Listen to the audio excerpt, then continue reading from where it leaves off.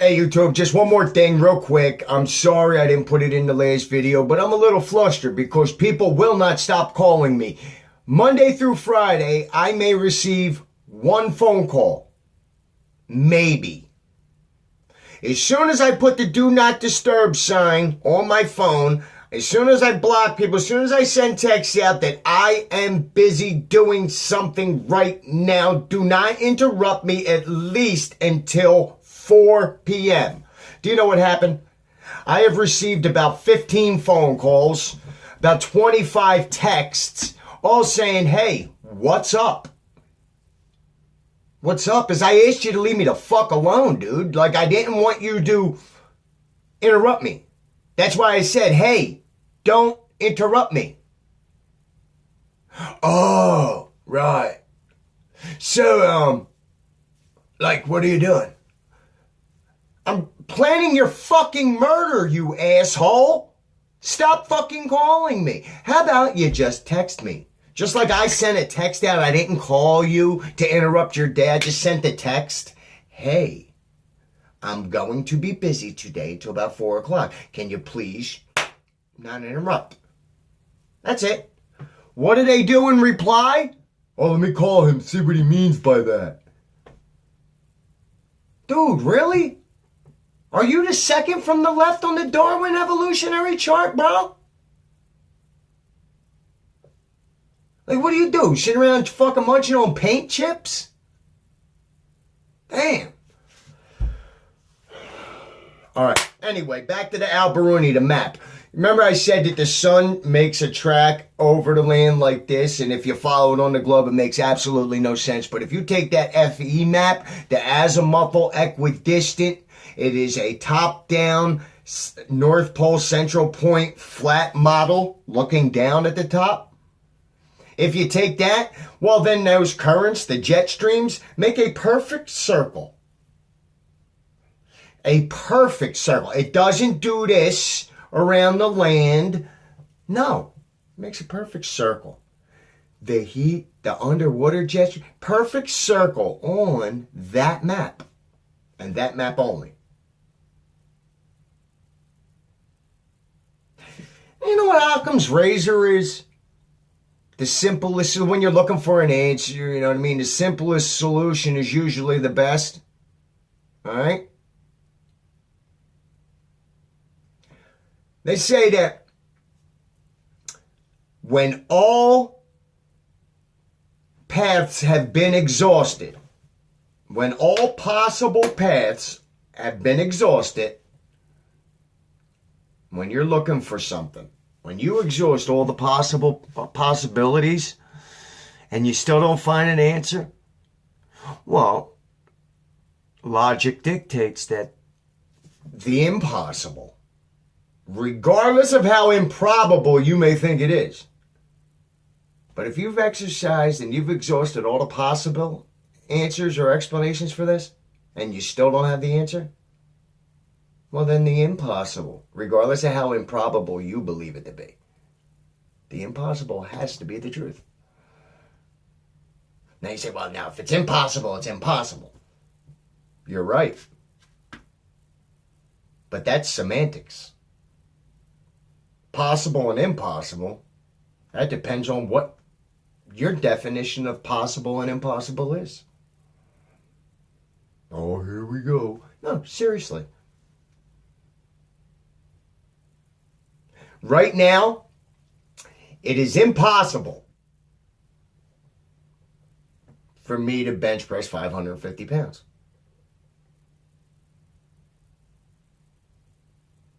Because I haven't exercised myself in order to do it. I can get close to maybe, 275, 300. But I'm not doing none of that. It's not possible. But it is probable. It's probable that I could do that. It would take training. But it's not impossible. It's improbable. But if I told you I'll bench press 550, it's about impossible. No, your definition of impossible is wrong. If we don't know everything, You have to know everything to label something impossible. And we don't know shit. We know this much. We don't know this much.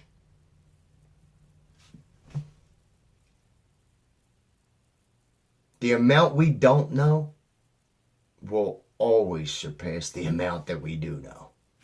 That will always happen. And I know that if the simplest solution,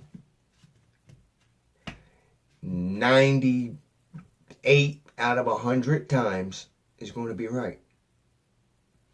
The heliocentric model, the sun at the center and everything orbiting around it and we're rotating and all that, is so improbable. So improbable. And so complicated and convoluted. Nobody would design anything like that. Nobody. I don't care how mysterious you are, you would never design something like that governed by the laws that are mainstream pseudo science cult scientism leaders, philosophers, because they ain't carrying out any experiments. They're doing shit on paper. They're not going out and physically doing anything. They're writing it on paper. And all math is another type of word. Math tells a story. Right? I read iRobot. I read all these fictional stories. The Three Little Pigs. I read that. Well, you could tell that story in numbers too. Lewis Carroll. You know, Alice in Wonderland? You know the book Alice in Wonderland? No, you don't, because it doesn't exist. It never did. Alice's Adventures in Wonderland and Through the Looking Glass, those exist. But Alice's Wonderland doesn't exist. Alice in Wonderland does not exist. Alice's Adventures in Wonderland does, however. Did you know that the story Through the Looking Glass, the whole book, was numbers before it was words? Somebody had to translate a crazy mathematical equation on paper. It was on paper. It was just math. Somebody translated it. Right? And it told a story called Through the Looking Glass. Numbers are just a different language. They just tell a story. It doesn't have to be a true story. It just has to be a story. And as long as the numbers add up, they'll tell that story. It can tell whatever story you want numbers to tell, because it's just another language. I speak English. Sven speaks German. You know what I mean? Hector speaks Spanish. Well, they speak math. And they're just telling a story. And it's fucking fictional. And if you did the math yourself, you'd find out that the beginning and the end are there, and everything in between is a story. It's just smoke and mirrors and a whole bunch of chalk on a board, so you look at it, start biting your nails and go, how the fuck am I going to get into this? Oh God, there's no way. I'll never be able to figure that out. There's no way I could add, subtract, multiply, and divide all on my own. They got you freaking believing that math is something other than adding, subtracting, multiplying, and dividing. That's math. I don't give a shit what name you give it. It's calculus, it's trigonometry. Okay, it's just another way of adding, subtracting, multiplying, and dividing. That's it. That's math. Everything else is These are your nouns and your verbs, right? Right? And everything else is your adjectives, right? Your pronouns, your adverbs. That's where everybody gets confused. All right? Math's math. Sine, cosine. The only thing that changes in math is measurements. You go from standard to metric. All right? Sine. All right? They're putting letters in place of a constant. And unless you know what that constant, what that letter is, what it stands for, E, energy, right, equals MC, mass times what's C. Anybody know what C is? And the E equals MC squared? Energy equals mass times C squared? Yeah, it's C squared. That's what it is. Something. It's a big number. Oh. Energy equals mass times the speed of light squared. 186,000 times 186,000. Really? Energy equals mass times that? I doubt it. That makes no sense. None. Bullshit. I'm declaring shenanigans. That's what it is. It's all bullshit. If you don't know what the letters signify on that big equation, right?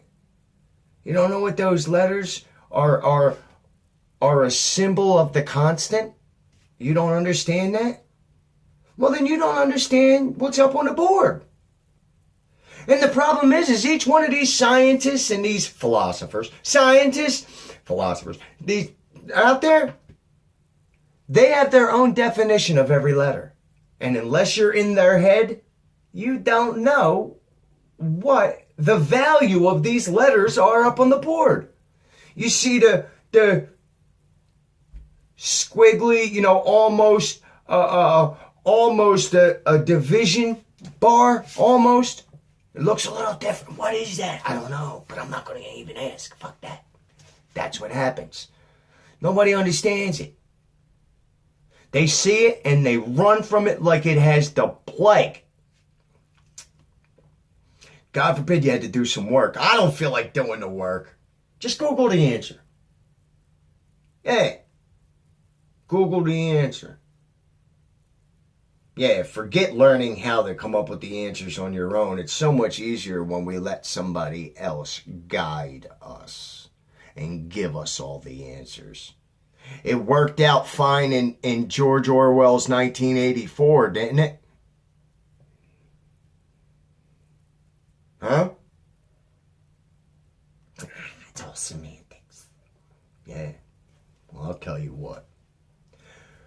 When all of you fools keep calling shit semantics, everybody else around you is laughing. The people who are in charge are laughing because you're calling it semantics. And they're calling it some antics. I have a video a little while back talking about Tom Clancy, the sum of all fears. The sum of all fears, right? The sum of all fears. T-S-O-A-F.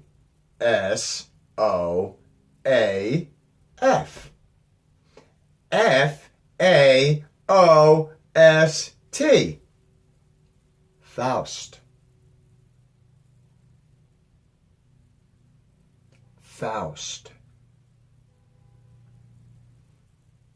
No coincidences in this world. Nothing is trivial in this world. All words are spells. And they told you that they write in mirror.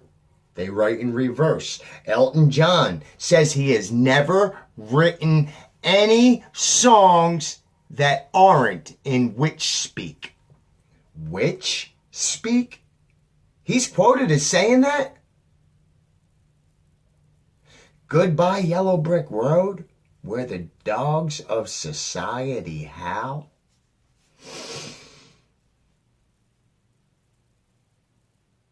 Yellow Brick Road, MK Ultra, Wizard of Oz, Frank L. Baum, L. Frank Baum, Wizard of Oz, and Back to Oz, or whatever it is, Part 2. Part 2 is one of the most evil stories ever told to children. If you knew what it is doing. Do you realize that freaking what's her name? Dorothy is in a mental institution in The Wizard of Oz Part 2. Oh yeah. MK Ultra. Roseanne Barr came out publicly talking about how MK Ultra rules in Hollywood. If you don't know anything about it, look into it, because they are killing our citizens. And then within 10 days from that, she was a racist, anti-Semitic, kicked off the air, thrown under the bus.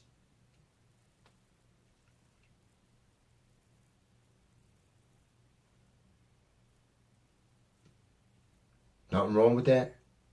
Every time somebody speaks out, they die. Robin Williams? Huh? Chester Bennington? Huh? Chris Cornell?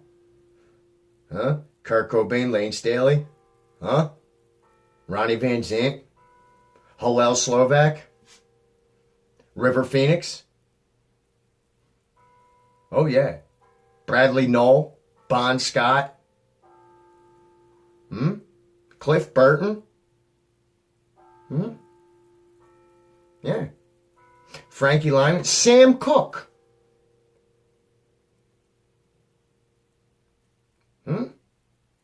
You say whatever you want about Marvin Gaye dying because he was smoking crack.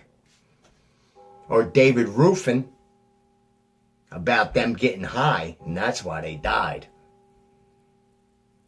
Look at who they kept in their circle. Alright? How come all these... Jim Morrison. His dad's an admiral in the United States Navy during the Gulf of Tonkin. None of you even know what the Gulf of Tonkin is, but I'm going to tell you this. It put us into a 15-year bloody battle where over 100,000 Americans died in a place called Vietnam. Jim Morrison's father did that.